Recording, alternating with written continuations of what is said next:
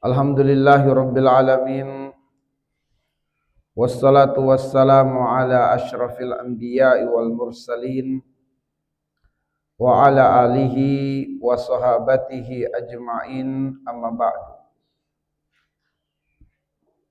Allahumma anfa'na bima 'allamtana wa 'allimna ma yanfa'una wa zidna ilman. Walhamdulillah ala kulli hal wa na'udzu billah min hali ahlin nar. Ikhwatal iman wal akhawat fillah, azani Allah wa iyyakum ajmain.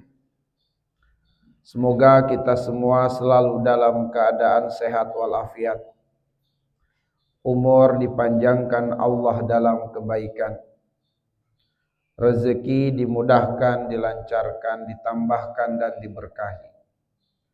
Semoga masa depan kita semua masa depan yang terang dan cerah, solihun dan solihat. Semoga amal soleh kita diterima dan disempurnakan oleh Allah. Dosa, kesalahan, kealpaan, kehilafan, besar atau kecil, disadari atau tidak disadari, diingat atau tidak diingat, semuanya dalam ampunan Allah Subhanahu wa ta'ala. Kita pun berharap dan terus berdoa, semoga kita semua diundang Allah, dipanggil Allah minimal setahun sekali sebagai tamunya berziarah kedua tanah suci. Semoga hembusan nafas terakhir kita di dunia ini dalam keadaan husnul khatimah. Dan semoga keistiqomahan kita memakmurkan rumah Allah yang kita cintai ini, bermulazamah dengan ilmu di dalamnya, mengantarkan kemudahan berkumpul di tempat terbaik di akhirat, di dalam surga Allah Subhanahu wa ta'ala.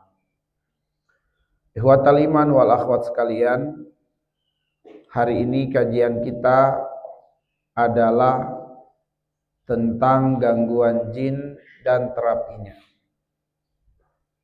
Apa yang tersampaikan ini nantinya adalah ringkasan dari tulisan yang telah kami buat sebanyak 4 bab berkenaan dengan gangguan jin dan terapinya. Baik, adapun hal-hal yang akan kita diskusikan di kesempatan ini, yang pertama, apakah jin itu bisa mengganggu manusia ataukah tidak? Yang kedua, apa motif, apa alasan jin mengganggu manusia? Yang ketiga, bagaimana cara jin itu mengganggu manusia? Yang keempat, apa dampak dari gangguan jin terhadap manusia? Yang kelima, apa perbedaan jin, setan, dan iblis? Yang keenam, apakah jin dan manusia bisa saling bekerja sama? Dan yang terakhir, kelebihan dan juga kelemahan jin. Nah, mari kita bahas yang pertama. Apakah jin itu bisa mengganggu manusia? Allah Subhanahu wa ta'ala berfirman di dalam Quran surah Al-Falaq, min syarri ma khalaq, ayat yang kedua, dari kejahatan makhluk. Ma khalaq, yang telah diciptakan. Ma khalaq itu artinya makhluk, karena makhluk itu adalah yang diciptakan. Ibnu Katsir dalam tafsirnya memberitahukan kepada kita bahwa ada 4 makhluk yang berpotensi mendatangkan gangguan pada diri manusia. Ada 4 makhluk yang berpotensi mendatangkan gangguan pada diri manusia. Empat makhluk itu adalah manusia, jin, binatang, dan makhluk kecil yang tak nampak mata. Nah, dari sini kita pahami bahwa jin adalah salah satu makhluk yang berpotensi mendatangkan gangguan pada diri manusia. Lebih lanjut adalah gangguan makhluk, gangguan kejahatan makhluk ini merupakan salah satu dari 4 ujian yang disebutkan oleh As-Sa'di rahimahullah dalam tafsirnya ketika menafsirkan Quran surat Al-Ankabut ayat yang kedua. Ahasiban nas ayyutraku ayyaqulu amanna wa hum la yuftanun.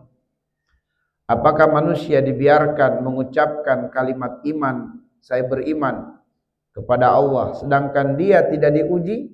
Pasti diuji. Ujian keimanan itu ada 4 menurut As-Sa'di rahimahullah. Yang pertama, ujian dalam bentuk perintah. Melaksanakan perintah Allah seperti sholat, puasa, haji, umrah, menutup aurat. Ini adalah perintah Allah. Perintah Allah untuk berta'awun, bekerja sama, menjaga kebersihan, kerapian, keindahan. Ini adalah ujian dari Allah. Ujian dalam bentuk perintah. Yang kedua adalah ujian dalam bentuk larangan. Dilarang berbuat kezoliman, dilarang berzina, dilarang berdusta, dilarang mencuri, menipu, khianat, dan berbagai perbuatan-perbuatan larangan lainnya, baik ucapan atau perbuatan, nampak atau tidak nampak, itu adalah ujian. Itu adalah ujian. Dan kemudian yang ketiga, ujian dalam bentuk musibah dunia. Ujian dalam bentuk musibah dunia. Disebutkan di dalam Quran surah Al-Baqarah ayat 155. Wala nabluwannakum bisyai'in minal khaufi wal ju' wa naqsi minal amwali wal anfusi was samarat wa basyiri as-sabirin alladzina idza asabatuhum musibah qalu inna lillahi wa inna ilaihi raji'un. Jadi ujian yang ketiga adalah ujian dalam bentuk musibah dunia. Dan yang keempat, ujian dalam bentuk gangguan musuh. Ujian dalam bentuk gangguan musuh. Nah, ujian yang keempat inilah dalam bentuk gangguan musuh yang disebutkan di dalam ayat ini. Min syarri ma khalaq. Yaitu gangguan musuh berupa kejahatan makhluk. Di mana kejahatan makhluk itu ada 4. Manusia, jin, binatang, makhluk kecil. Manusia menipu kita, membohongi kita, mencuri uang kita, itu gangguan makhluk. Gangguan makhluk. Gangguan dari manusia yang zalim terhadap saudaranya. Ada juga gangguan jin. Nanti motifnya, alasannya akan kita sebutkan. Apa motif alasan jin mengganggu manusia? Ada gangguan binatang, kecoa, lipan, ular, cicak banyak, tikus. Nah, itu semua adalah gangguan binatang. Kemudian gangguan makhluk kecil seperti virus, bakteri, sel-sel jahat di tubuh termasuk sel-sel kanker. Nah, itu adalah gangguan makhluk. Baik. Mari kita melangkah kepada pembahasan yang kedua. Mengapa jin mengganggu manusia? Mengapa jin mengganggu manusia? Ada 8 alasan atau motif kenapa jin itu mengganggu manusia. Yang pertama, ada jin yang mengganggu manusia karena jin itu suka kepada manusia. Cinta kepada manusia. Kalau jin laki-laki suka kepada perempuan manusia, namanya jin asyiqah. Kalau jin laki-laki suka kepada perempuan manusia, namanya jin asyiqun. Jin asyiqun. Ya, dari kata iskun. Iskun itu adalah kecintaan, kerinduan yang mendalam. Jadi ada jin yang mengganggu manusia karena cinta, karena suka. Umumnya gangguan jin asyikun atau jin asyiqah kepada manusia adalah dikarenakan kelalaian manusia yang masuk ke kamar mandi atau ke toilet, lalai membaca doa, lalai meminta perlindungan kepada Allah, sehingga auratnya ditonton oleh jin. Dan karena itulah jin mengikutinya lalu mengganggunya. Di antara bentuk gangguannya adalah sering mimpi ketemu lawan jenis, bahkan berbuat zina. Tapi tentu berbuat zina di waktu mimpi tidak terhukumi dosa, karena di luar dari kesadaran dan kemampuan manusia. Namun sering-sering bermimpi itu adalah indikator bahwa dia sedang diganggu oleh jin. Yang terkadang jin itu bisa datang dalam wajah yang berubah-ubah, dan seringkali datang dalam bentuk halusinasi dari korbannya itu.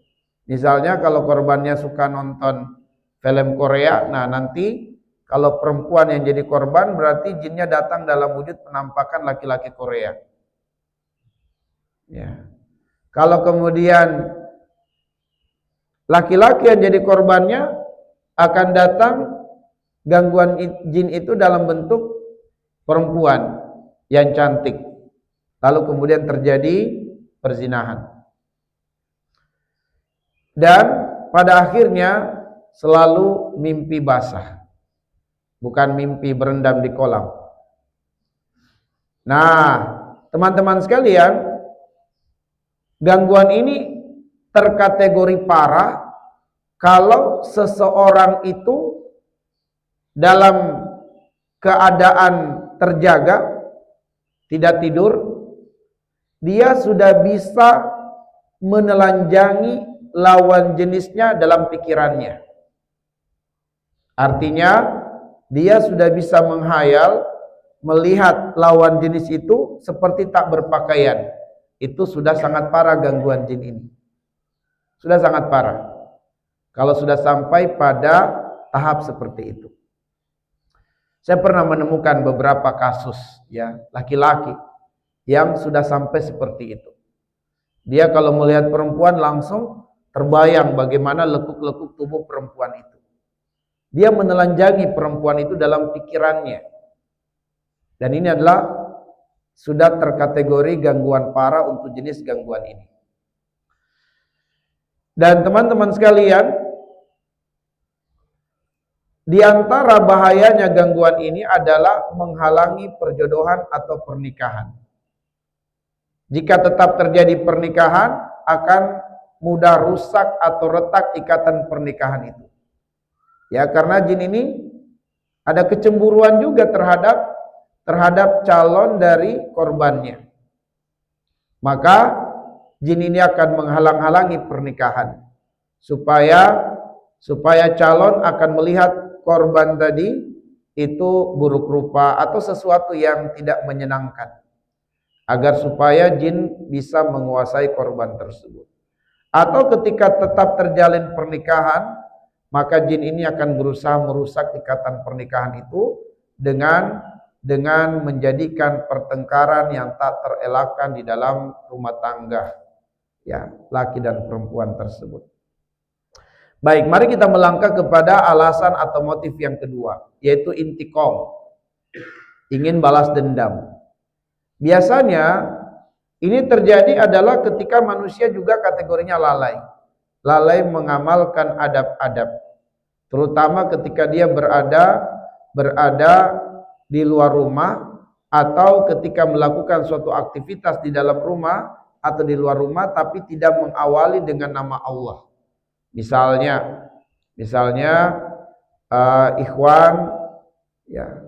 ikhwan masak Indomie. Lalu kemudian air rebusannya panas, langsung dibuang ke wastafel. Tidak menyebut nama Allah. Nah, boleh jadi ada di gorong-gorong pipa itu jin-jin yang kemudian mereka tersakiti dengan siraman air panas yang kita tidak sadari. Kita nggak tahu. Tapi kemudian mereka merasa disakiti oleh manusia. Akhirnya mereka intiqam, balas dendam. Ada juga pernah di masjid kampus UIK mahasiswa ekonomi satu angkatan, kegiatan kemahasiswaan, kegiatan saya kurang tahu kegiatan apakah perkemahan ya, di luar kampus. Itu kami dihubungi jam 10 malam. Ya, ada sekitar 30 orang mahasiswi yang kesurupan. Akhirnya hasil musyawarah dekanat supaya dibatalkan acara itu. Dipulangkanlah mereka semua jam 10 malam. Nah, 30 mahasiswa didatangkan di Masjid Wika. Terbaring semua tuh dalam keadaan mengamuk gitu ya. Ya, saat itu kita pakai pembesar suara, kita ruqyah. Baru satu demi satu sadar. Dengan izin Allah tentunya. Nah, setelah cek dan recheck, lalu dikupas tajam silet dan dikabar-kabari, ternyata sore harinya itu mereka semua karena malamnya akan ada acara api unggun. Nah, sorenya itu diperintahkanlah mereka untuk menebang-nebang pohon. Nah, di sini kemungkinannya jin merasa terganggu. Ya. Ikhwatal iman wal akhwat sekalian, sebenarnya nggak ada yang salah dengan apa yang kita lakukan. Buang air rebusan Indomie ke wastafel, buang air panas ke tanah, menebang-nebang pohon, nggak ada yang salah dengan itu. Tapi awali sesuatu dengan basmalah. Ya, karena Rasulullah sallallahu alaihi wasallam mengatakan kullu kalamin aw amalin la yubda'u fihi bi bismillah fahuwa ajzam. Semua ucapan atau perbuatan kalau tidak diawali dengan basmalah tercabut kebaikan, tercabut keberkahan. Maka yang datang bisa jadi adalah kemudaratan. Jika kemudian kita membaca basmalah lalu membuang air panas ke wastafel dan ada jin yang terkena air panas itu dan mereka menderita, dia nggak bisa lihat siapa yang menyiramnya, siapa yang siram dia ini, nggak kelihatan. Kenapa? Karena basmalah itu adalah hijab yang menutup pandangan jin dari melihat manusia. Makanya begitu kita masuk kamar mandi dengan sebut nama Allah, itu jin-jin tidak bisa melihat manusia karena pandangan mereka terhalang dari melihat manusia dengan nama Allah. Ya. Bismillahilladzi la yadurru ma'asmihi syai'un fil ardi wala fis sama wa huwas samiul alim. Baik. Gangguan yang ketiga atau motif alasan jin mengganggu manusia adalah senang dan sengaja ingin mengganggu manusia. Ada juga jin yang jahil, usil.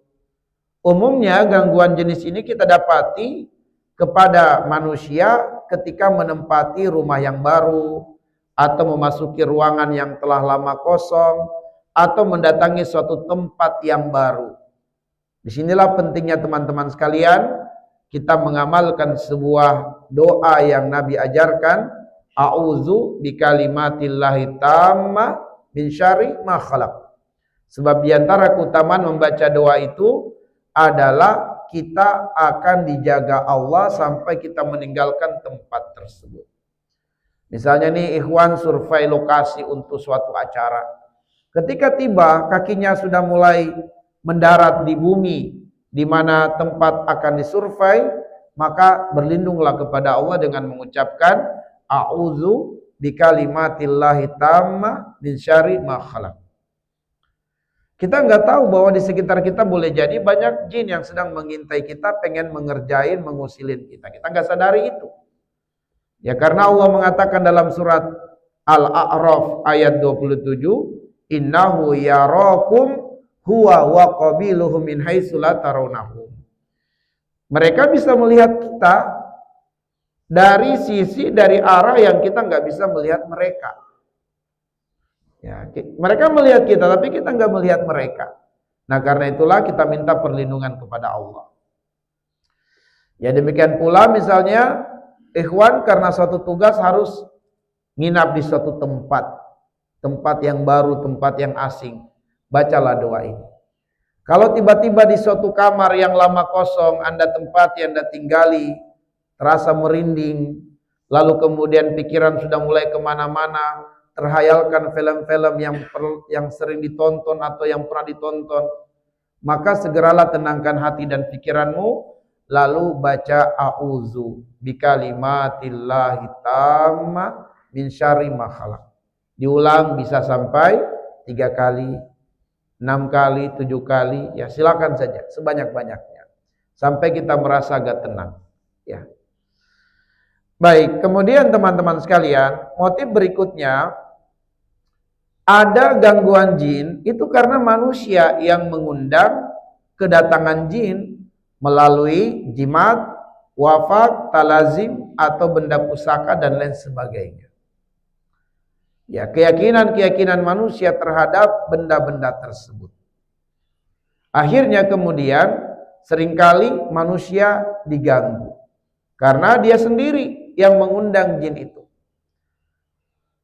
Ada beberapa korban yang pernah kami tangani di suatu lembaga pencetak penghafal Quran, tanpa saya sebutkan lembaga apa. Nah itu saya dikontak oleh foundernya, pendiri lembaga tersebut, Ustadz bisa datang nggak ke tempat kami di Sentul? Ada apa? Ini ada beberapa mahasiswi kesurupan. Udah kita berangkat ke sana. Mahasiswi baru. Dan ternyata memang dia dari kampung. Dibekali oleh orang tuanya. Adalah yang modelnya tasbih yang sudah diisi, disampaikan kepadanya, pegang tasbih ini, selama tasbih ini ada padamu, kamu tidak akan diganggu oleh orang-orang yang ingin berbuat jahat padamu. Diyakininya itu, ya maka dia kemudian dalam lembaga itu karena disibukkan setiap harinya dengan program hafalan Quran, maka dia seringkali kesurupan. Ternyata karena ada jimat. Ya, ada jimat. Ada juga yang memang Quran kecil yang nggak bisa dibaca, yang dibungkus dengan kain hitam. Lalu kemudian itu juga disimpan di dalam tas. Ada juga pernah korbannya, tapi ini bukan mahasiswi, ya, bukan mahasiswi, tapi ibu rumah tangga, ya, di wilayah Sentul juga. Sama kasusnya, menyimpan Quran kecil, ya, Quran 30 juz tapi ukuran kecil gitu. Nggak bisa dibaca, kecil banget. Yang dibungkus kain hitam lalu disimpan di dalam lemari. Ya, diberikan oleh neneknya dulu, ya. Disimpan ini sebagai bla bla bla bla. Nah, ini adalah sesuatu yang mengundang gangguan jin padanya. Pernah kita tangani di daerah Dramaga, itu tukang sumur. Suatu ketika ada pengusaha yang memiliki beberapa tempat usaha, dan di setiap tempat usaha itu dia akan bangun atau membuat sumur bor. Nah, tapi kemudian karena orang itu sangat perfeksionis, sehingga dia mendatangkan 3 atau 4 tukang, ya, maksudnya tim penggali sumur, di mana mereka ini akan mempresentasikan Siapa yang memenangkan tender untuk nanti dialah yang akan membuat sumur bor di beberapa tempat si pengusaha ini. Nah, yang kami temui ini, yang korban yang kami jumpai adalah yang memenangkan tender. Dia memenangkan tender, dia akan membangun sumur bor di beberapa titik. Nah, beberapa tim-tim yang lain yang mungkin belum diterima ya, gagal lah dalam memenangkan tender, itu menyalami satu demi satu si bapak ini sebagai mandornya. Begitu disalami, kakinya terasa gemetar, sampai ke rumah langsung lumpuh, yang gak bisa berdiri. Akhirnya dia gagal memenangkan tender itu karena kelumpuhan. Ada kurang lebih 4 bulan gak bisa jalan, lumpuh, hanya terbaring. Nah, sampai suatu ketika melalui suatu perantara jamaah di sana, ketemulah kami dengan Pak Mandor tersebut. Dia ceritakan perihalnya, lalu kita ruqyah. Kita ruqyah sampai 5 kali, baru dengan izin Allah disembuhkan. Dalam arti 5 kali, ya bukan sekali duduk, tetapi 5 kali. Ya 5 kali, kalau nggak salah waktu itu sampai sekitar 2 mingguan ya, 5 kali ruqyah dalam 2 minggu. Baru Allah sembuhkan. Nah, kali pertama kita ruqyah bisa berdiri, tapi tidak lama, sekitar 2 menit berjalan jatuh lagi. Kita ruqyah lagi, ya seperti itu keadaannya. Ruqyah kedua masih lebih lama dia berdiri, sekitar 5 menit berjalan jatuh, lumpuh lagi. Nah, yang keempat baru kemudian kita mulai ajak dia diskusi. Karena dari ruqyah 1, 2, 3 itu saya tanya, ada enggak benda-benda jimat-jimat? Enggak ada. Ya, mereka termasuk kategori rajin ibadah, rajin sholat. Tapi dalam dalam pengetahuan kami pasti ada sesuatu yang ganjil ini. Ya, ada yang menghalangi keberkahan ayat. Tapi dia sendiri mengaku, istrinya juga hadir, mengatakan kami enggak pernah berdukun, kami enggak ada jimat-jimat, benda-benda. Ya, jadi kita nggak menemukan apa nih dari informasinya. Akhirnya di ruqyah yang keempat kali itu saya ajak cerita-cerita pengalaman saja dengan orang-orang yang sudah kita jumpai. Dengan izin Allah baru terungkap. Ternyata dia di dompetnya itu menyimpan uang 2.000 rupiah yang dulu diberikan kepada orang tuanya atau siapa gitu ya, keluarganya. Simpan uang 2.000 ini dilipat di dalam plastik. Simpan, jangan kamu belanjain. Pokoknya simpan, sebab uang ini akan menarik rezeki. Pokoknya uang 2.000 rupiah itu nggak boleh dibelanjain. Simpan dalam dompet. Nah, ini yang dari pertemuan 1, 2, 3 itu nggak teringat dia kalau ini. Yang bayangan dia itu adalah seperti keris misalnya, atau cincin-cincin apa gitu. Itu yang dalam pikirannya, makanya dia katakan kami nggak pernah yang seperti itu. Nggak ada benda-benda begitu. Nah, tapi dengan banyak cerita-cerita, pengalaman-pengalaman, barulah terungkap itu, ya, barulah terungkap. Ternyata ada uang 2.000 yang tersimpan di dalam dompet. Saya katakan, barangnya masih ada, Pak? Ada. Mintalah istrinya ambilkan dompetnya. Benar, ternyata ada uang 2.000. Nah, saya berikanlah 2.000 itu ke Mas Tibi. Tip, uang ini 2.000 simpan ke masjid. Nah, langsung Tibi antar ke masjid. Lalu kemudian kita bimbing dia ikrar memutuskan hubungan dengan keyakinan-keyakinan seperti tadi. Setelah dia ikrar, dengan izin Allah dia langsung berdiri. Ya, dengan izin Allah tentunya. Jadi ada penghalang keberkahan ayat. Ya, bukan ayat tidak mempan, bukan. Ada yang menghalangi keberkahan ayat kepada orang tersebut. Nah, setelah kemudian dia ikrar, dia tidak akan mengulangi, dia tidak lagi bergantung kepada benda-benda seperti ini. Dengan izin Allah dia langsung bisa berdiri berjalan. Nah, ruqyah yang kelima kita deteksi sudah nggak ada lagi keluhan atau gangguan-gangguan, sehingga dengan izin Allah, Allah telah menyembuhkan dia. Nah, jadi di antara penyebab gangguan manusia, motifnya, alasannya adalah karena adanya jimat, wafak, talazim, benda pusaka dan lain sebagainya. Kemudian ada juga gangguan jin kepada manusia karena manusia yang meminta jin menjadi khodam melalui ritual khusus atau dengan melakukan amalan bid'ah demi mendapatkan karomah. Ya. Nah, ini yang seringkali manusia karena iming-iming mendapatkan karomah, tercampurlah antara hak dan batil. Mereka melakukan amalan-amalan yang bid'ah, lalu mereka terkena gangguan jin. Dan ketika jin mengganggunya, itu susah lepas. Karena harus diungkap dulu nih apa amalan bid'ahnya. Nah, bayangkan kalau mereka tidak tahu amalan apa yang keliru. Akhirnya kita harus gali. Ada di antara korban yang pernah terkena gangguan seperti ini, itu ternyata dia harus mengamalkan salawat 1000 kali setiap malam demi bisa ketemu Rasulullah. Ya, ternyata dia terkena gangguan jin. Ada seorang bapak yang punya amalan membaca surat Yasin setiap kali dia seorang pengusaha. Dan dia merasa bahwa selama ini dia selalu memenangkan tender. Ini daerah Jakarta kita jumpai. Istri anaknya terkena gangguan jin. Susah lepas, udah ditangani banyak pihak, ternyata belum juga disembuhkan oleh Allah Subhanahu wa taala. Ternyata setelah lama kita diskusi, terungkap dari bapaknya. Jadi suaminya si ibu atau bapaknya si anak, dia ini karena dia pengusaha, setiap kali dia mau memenangkan tender atau bertemu dengan relasi untuk kerjasama, dia harus membaca surat Yasin minimal sampai 3 kali. Dan dia merasa dengan mengamalkan itu, dia selalu memenangkan tender. Selalu. Belum pernah gagal. Maka akhirnya dia semakin yakin bahwa ini karena surat Yasin. Maka akhirnya setiap kali dia akan bekerja sama, dan pasti berhasil itu kalau dia membaca surat Yasin 3 kali. Sebelum misalnya besok pagi nih, dia akan ketemu dengan relasi untuk bekerja sama, untuk suatu modal besar, maka malamnya atau subuhnya dia akan baca surat Yasin minimal 3 kali.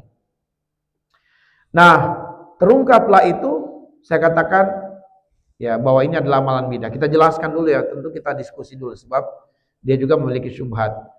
Nah, saya katakan ini penyebabnya istri bapak dan anak bapak terhalang keberkahan ayat-ayat Allah. Ini amalan bid'ah. Nanti sebentar saya beri contoh, ya saya beri penjelasan kenapa terkategori bid'ah. Baik, ada juga yang mengamalkan salawat-salawat tadi sampai 1000 kali pengen ketemu Rasulullah. Ada yang memiliki amalan-amalan bacaan-bacaan khusus untuk tujuan tertentu. Nah itu kemudian jin yang datang. Bahkan ada juga yang qiyamul lail tapi jin datang. Kenapa? Karena qiyamul lail itu niatnya sudah bergeser. Dia datang di suatu perguruan dan disarankan kalau ingin mewarisi ilmu tertentu dari perguruan itu, mereka harus qiyamul lail selama 10 hari, tidak boleh putus. Kemudian ada syaratnya juga, hanya boleh makan yang putih-putih. Ya, selama 10 hari itu. Nanti jadi dia menurutnya bahwa dia qiyamul lail untuk tidak makan dengan cara dia berpuasa. Maka dia merasa bahwa apa yang salah? Ini kan amalan yang bagus. Nah, yang salah adalah niatnya. Bahwa dia qiyamul lail bukan lagi karena lillah tapi ingin mendapatkan suatu ilmu tertentu. Baik, kita sebutkan dulu terkait dengan zikir dan wirid yang terkategori bid'ah. Jadi, zikir atau wirid itu ada yang muqayyad dan ada yang mutlak. Ada yang muqayyad dan ada yang mutlak. Yang muqayyad itu maksudnya adalah zikir yang bacaannya, jumlahnya, waktunya, tempatnya, sikonnya sudah diajarkan Nabi. Itu namanya muqayyad. Terikat. Contohnya adalah zikir ba'da salat fardu. Nah, itu muqayyad. Subhanallah 33 kali, alhamdulillah 33 kali, Allahu akbar 33 kali, istighfar 3 kali setelah salam, astagfirullah, astagfirullah, astagfirullah. Bukan astagfirullah al-azim wa atubu ilaih. Kelihatannya kedengarannya bagus, tetapi kalau muqayyad itu maksudnya adalah Nabi sudah ajarkan seperti itu. Jangan dirubah. Kalau dirubah, maka tidak menjadi zikir muqayyad. Nah, jadi zikir muqayyad itu astagfirullah, astagfirullah, astagfirullah. Ya. Ba'da salat witir, subhanallah malikil quddus, subhanallah malikil quddus, dan seterusnya. Nah, ini adalah muqayyad. Zikir ba'da salat fardu. Zikir pagi dan petang itu muqayyad. Sudah ditentukan jumlahnya, waktunya dibaca, bacaannya apa. Itu muqayyad. Karena udah ditentuin jumlahnya, bacaannya, waktunya, sikonnya. Zikir masnunah harian. Ini juga muqayyad. Sebab sudah diajarkan oleh Nabi. Mau makan apa zikirnya, berpakaian apa zikirnya, masuk masjid, keluar masjid apa zikirnya, masuk kamar mandi apa zikirnya. Jangan masuk kamar mandi baca doa tidur. Nanti nggak keluar-keluar. Ya. Nah, sudah ada wiridnya khusus. Ada zikirnya khusus. Ini namanya muqayyad. Di luar dari zikir muqayyad, namanya mutlak. Nah, zikir mutlak ini disebutkan oleh Allah dalam surat Al-Ahzab ayat 44:1. Ya ayyuhalladzina amanu uzkurullaha dzikran katsira wasabbihuhu bukratan wa asila. Sebutlah nama Allah sebanyak-banyaknya. Ya, diperintahkan kepada kita orang yang beriman untuk berzikir, menyebut nama Allah sebanyak-banyaknya. Bertasbih di waktu pagi dan petang. Nah, ada mutlak, ada muqayyad. Mutlaknya adalah sebut nama Allah sebanyak-banyaknya. Muqayyadnya adalah wasabbihuhu bukratan wa asila. Bertasbihlah waktu pagi dan petang. Makanya disunahkan bertasbih minimal, ya bukan minimal, 100 kali. Ya pagi dan petang. Itu muqayyad. Adapun mutlak sebebas-bebasnya. Ya, tidak terikat waktunya, bacaannya enggak terikat. Nah, surat Yasin. Boleh enggak dia baca surat Yasin setiap hari? Boleh, enggak ada larangan. Tapi menetapkan harus baca 3 kali, apa landasannya? Kalau untuk dia pengen komitmen dengan surat Yasin, saya pengen baca surat Yasin 3 kali setiap hari, boleh enggak? Boleh, silakan. Ya, Anda pengen komitmen baca surat Yasin 3 kali, boleh. Tapi begitu dia mengajarkan ke orang lain, nak, baca surat Yasin 3 kali setiap hari. Apa landasannya menyuruh anaknya, orang lain baca surat Yasin 3 kali? Apa landasannya? Maka jika kita menyebutkan keutamaan, jatuhlah amalan itu bid'ah. Bid'ahnya bukan dari bacaannya, bid'ahnya dari jumlah. Ya. Bid'ahnya dari jumlah. Sama dengan membaca Quran di kuburan. Bid'ahnya itu bukan baca Qurannya. Yang bid'ahnya itu tempatnya. Jadi jangan salah paham, jangan sampai kemudian mengatakan, masa nggak boleh baca Quran? Boleh baca Quran, nggak ada larangan. Tapi bid'ahnya itu bukan baca Qurannya, tempatnya. Karena kuburan itu, kata Rasulullah, jangan jadikan rumah-rumah kalian seperti kuburan yang tidak dibacakan Al-Quran. Nah, bid'ahnya itu adalah bukan dari bacaannya, tapi dari tempatnya. Ya, baik. Ada juga misalnya membaca doa, ya, membaca doa di awal dan akhir tahun. Nah, membaca doa itu bebas. Artinya tidak terikat dengan waktu, tidak terikat dengan tempat. Dalam keadaan suci, tidak suci, boleh berdoa kapan saja, di mana saja. Sehingga secara umum kalau ditanya boleh nggak kita baca doa di awal akhir tahun, boleh, nggak ada larangan. Tapi menghususkan harus, apalagi dengan ada keutamaan-keutamaan, terkategori bid'ah. Dari mana? Dari waktu, menetapkan waktu khusus. Ya. Apalagi kemudian amalan itu disandarkan kepada Rasulullah, bahwa Nabi membaca ini, itu nggak benar, udah pasti dusta. Karena sekiranya Nabi mengamalkan doa awal dan akhir tahun, niscaya Umar tidak akan repot-repot berijtihad untuk menetapkan Muharram sebagai bulan di awal tahun. Untuk apa Khalifah Umar repot-repot untuk berijtihad menetapkan Muharram sebagai bulan pertama dalam Islam, kalau Nabi ternyata sudah mengamalkan doa awal dan akhir tahun? Ya, jadi tidak benar kalau ada doa-doa yang dibaca oleh Nabi khusus di awal akhir tahun, itu pasti dia berdusta. Doanya benar, tetapi dia berdusta bahwa Nabi membaca itu di awal akhir tahun. Nabi itu enggak, belum ada awal dan akhir tahun di zaman Rasulullah SAW. Nanti di zaman Umar baru ditetapkan. Ya, baik, bulan Muharram ada, tetapi menjadikan Muharram sebagai bulan di awal tahun, nah itu belum ditetapkan di zaman Nabi. Nanti di zaman Khalifah Umar bin Khattab radhiyallahu anhu. Baik, masih banyak contoh yang lainnya. Lalu kemudian ada jin yang mengganggu manusia karena gelombang ain yang dilihat oleh jin. Ada 3 penyebabnya seseorang terkena gangguan ain. Yang pertama dan paling utama adalah dia nggak punya benteng. Makanya kenapa para ulama menyebutkan zikir pagi dan petang itu hisnul muslim. Apa artinya hisnun? Benteng. Ya, benteng seorang muslim. Maka orang yang menjaga zikir pagi petang, dia terbentengi. Dia terbentengi. Karena gelombang ain itu datang dari 2 arah, datang dari 2 sisi. Bisa datang dari arah orang yang memuji, bisa datang dari arah orang yang membenci. Ya, ain itu mata, artinya ada mata-mata kekaguman dan ada mata-mata kebencian. Nah, seringkali mata-mata kekaguman ini memanggil apa yang terucap dalam lisan berupa pujian dan kekaguman yang awalnya adalah pandangan. Ya, karena dia melihat seseorang itu dengan penampilan yang bagus, maka dia ungkapkan kekaguman itu. Karena apa yang dilihat?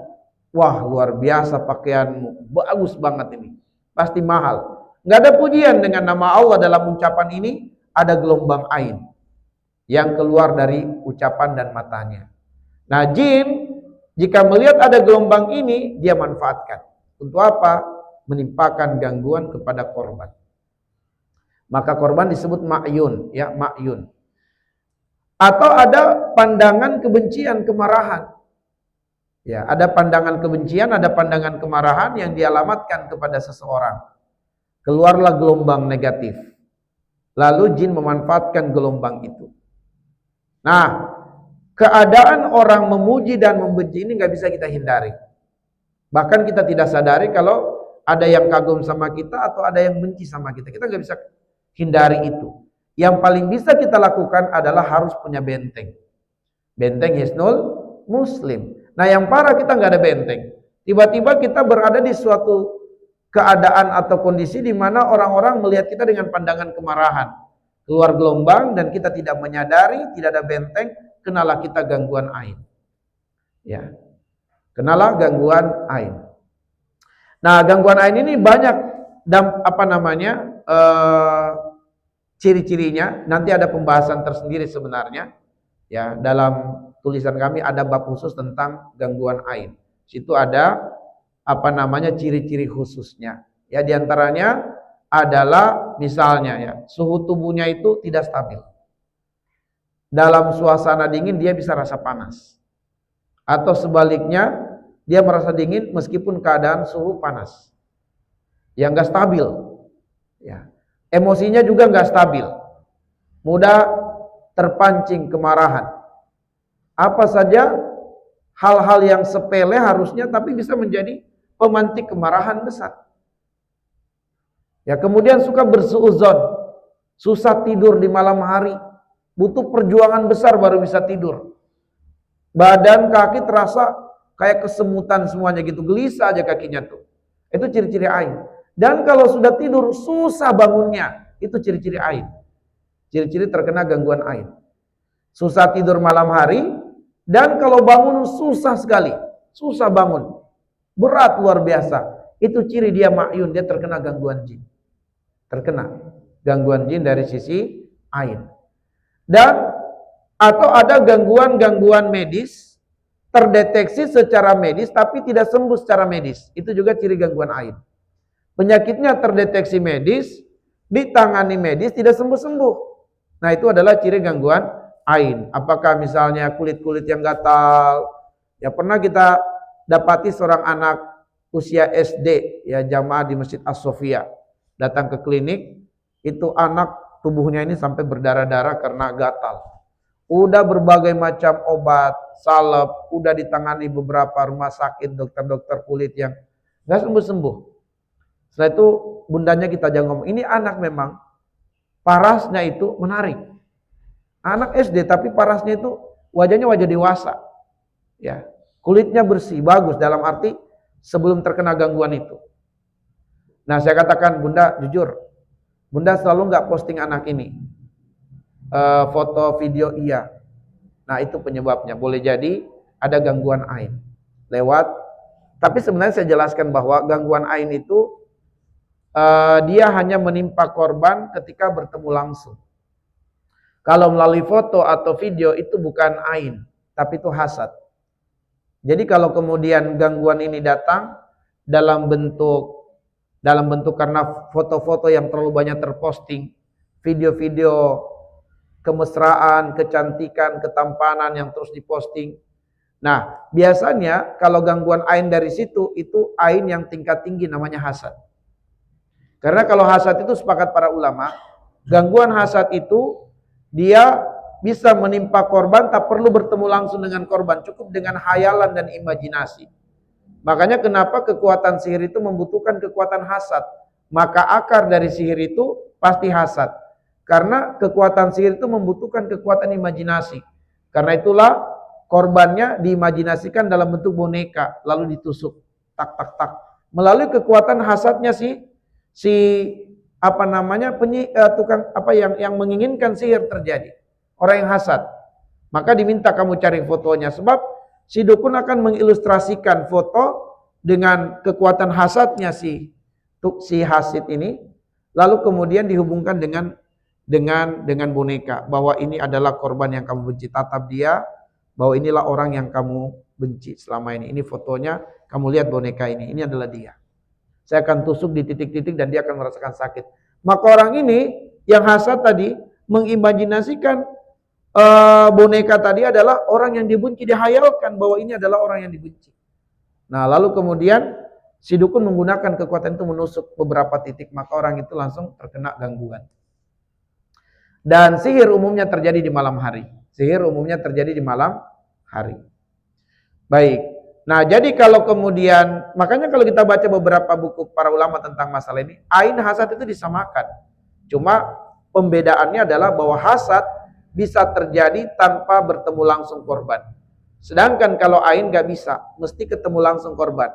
Dalam satu pertemuan, dalam suatu acara, tiba-tiba kita melihat si fulan atau melihat fulana, melihat anak, kagum, nah itu bisa menimpakan ain padanya.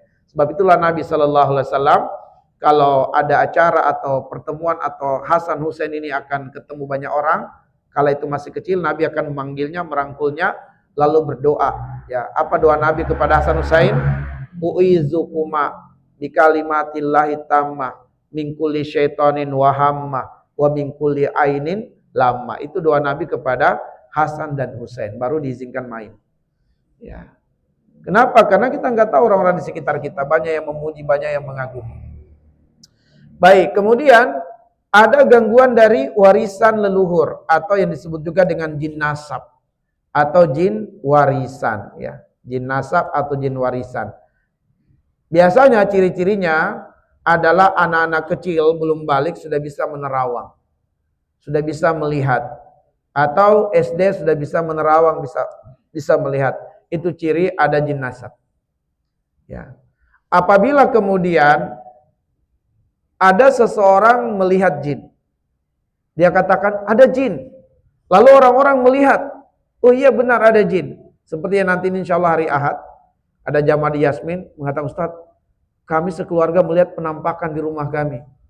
Saya katakan insya Allah nanti hari Ahad kita agendakan ruqyah di Taman Yasmin. Jadi saya katakan siapa yang lihat, satu orang atau semua? Kami penghuni rumah melihat semua. Dan itu bukan sekali, dua kali, beberapa kali, Ustaz. Muncul gitu sosok. Tapi saya belum tanya sosoknya apa nih. Laki-laki, perempuan yang dilihat atau apa. Nah, saya katakan kalau begitu berarti memang jin yang menampakkan diri. Karena kalau jin menampakkan diri, semua orang bisa melihat. Ya, semua orang bisa melihat. Tapi kalau hanya ada satu orang yang melihat, orang itu yang berarti terkena gangguan. Jadi jin itu hanya bisa dilihat dalam penampakan yang bukan wujud asli. Ingat, tidak ada yang bisa melihat wujud asli jin. Kata Imam Asy-Syafi'i, manidda'a, siapa yang mengklaim annahu yara al-jinna bi haqiqatihi, siapa yang mengaku melihat jin dalam wujud aslinya, batalat syahadatuhu, batal syahadatnya. Jadi kalau ada hari ini manusia selain nabi, selain rasul yang mengaku bisa melihat jin dalam wujud aslinya, kata Imam Asy-Syafi'i batal syahadatnya. Sebab nggak ada yang bisa melihat wujud asli jin. Bisa kita lihat tapi penampakan. Dan yang bisa melihat jin dalam penampakannya hanya ada 3 kemungkinan. Hanya ada 3 kemungkinan. Nggak ada kemungkinan yang keempat, yang kelima. Hanya ada 3 kemungkinan yang bisa melihat jin dalam penampakan. Pertama adalah orang yang di dalam dirinya ada jin. Jadi kalau ada seseorang yang suka melihat penampakan, maka kemungkinan besarnya di dalam dirinya ada jin. Dalam diri orang tersebut. Boleh jadi itu adalah jin nasab. Dia melihat penampakan, maka dalam dirimu lah kemungkinannya ada jin. Kemungkinan kedua, matanya tersihir.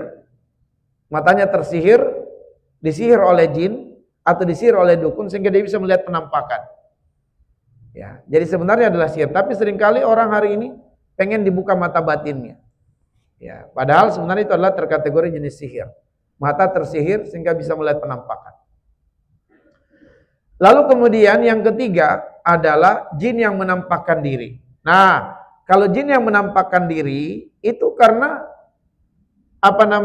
jin telah memastikan manusia penakut. Karena kata Ibnu Abbas radhiyallahu anhu bahwa ketakutan jin kepada manusia berkali-kali lipat daripada ketakutan manusia kepada jin.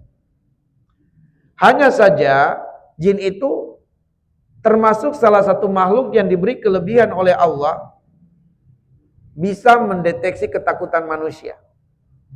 Di antara makhluk lainnya yang diberi kelebihan oleh Allah bisa mendeteksi ketakutan manusia adalah anjing dan kecoa. Maka kecoa itu kalau Anda takut malah dia mendekat. Maka jangan takut. Yang seringkali adalah di kamar mandi ruangan sempit ada kecoa. Maka pikiran kita kecoa ini terbang masuk ke mulut, masuk ke telinga. Nah itu pikiran kita lah yang membuat kita ketakutan. Dibaca oleh kecoa, maka kecoa mendekat kepada kita. Ya, untuk menciptakan teror. Ya, karena dia juga pengen menyelamatkan diri. Nah, berani dia mendekat kenapa? Karena terbaca ketakutan kita. Tapi kalau kita nggak takut, maka kecoa tidak akan mendekat. Dia akan berada di situ sampai keluar, cari jalan untuk keluar. Tapi kalau Anda takut, dia akan mendekat ke Anda, berlari menuju ke Anda. Ya, sama dengan anjing. Ya, anjing itu dia menggonggong adalah cara dia untuk mendapatkan perhatian dari majikannya secara psikologi. Bahwa anjing menggonggong itu untuk menunjukkan kepada majikannya dia bisa diandalkan. Makanya jangan heran kalau anjing di dalam pagar, Anda lewat, wah keras banget gonggongannya. Dia pengen tunjukkan bahwa dia bisa diandalkan. Nggak ada yang berani mendekat ke rumah ini selagi saya ada. Itu instingnya supaya diberi makan. Tapi kalau lepas pagar, pagarnya terbuka, gonggongannya semakin melemah. Ya, itu anjing. Sehingga anjing itu akan menggonggong sembari itu membaca pergerakan kita. Kalau dia menggonggong dan dia membaca kita takut, dia akan menggonggong maju. Dia akan menggonggong dalam keadaan maju. Kalau dia baca kita tidak takut, dia akan menggonggong mundur. Maka lihat pergerakan anjing itu. Tapi pastikan anjingnya bukan anjing gila. Kalau anjing gila lari, ya lari aja. Kalau anjing gila.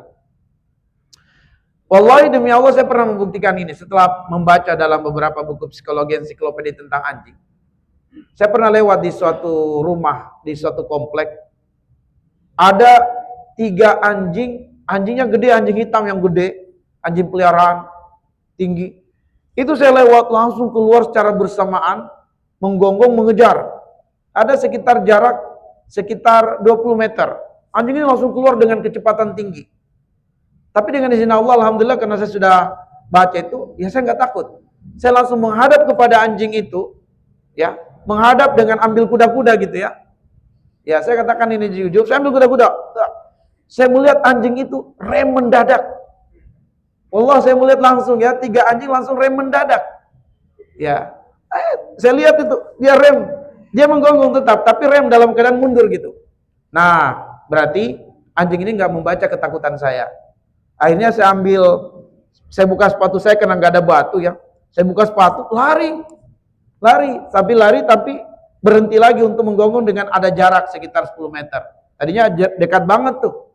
Dia mundur, lari tapi balik lagi untuk menggonggong gitu. Tapi saya nggak takut. Nah, dengan izin Allah gitu tentunya. Nah, itu akhirnya, wah benar juga tuh materinya gitu ya. Saya baca. Alhamdulillah untung saya baca sebelumnya. Kalau enggak mungkin saya lari. Tapi karena saya baca jadi ada pengetahuan. Dan karena memang ini anjing rumahan berarti bukan anjing gila. Ya karena kalau ada liurnya menetes-netes terus, wah itu anjing gila, lari. Ya tapi ini alhamdulillah bukan anjing gila, anjing rumahan, makanya saya nggak takut. Baik, itu pengalaman saja ya. Jangan dicoba kalau bukan ahli. Nah kemudian yang kedelapan, ada jin yang mengganggu manusia itu karena kerjasama jin, dukun dan orang hasad dalam bentuk sihir. Dalam bentuk sihir. Jadi kalau sihir sudah pasti itu kerjasama jin, dukun dan orang yang hasad berkolaborasi, dan karena kolaborasi ini pasti dahsyat pengaruhnya.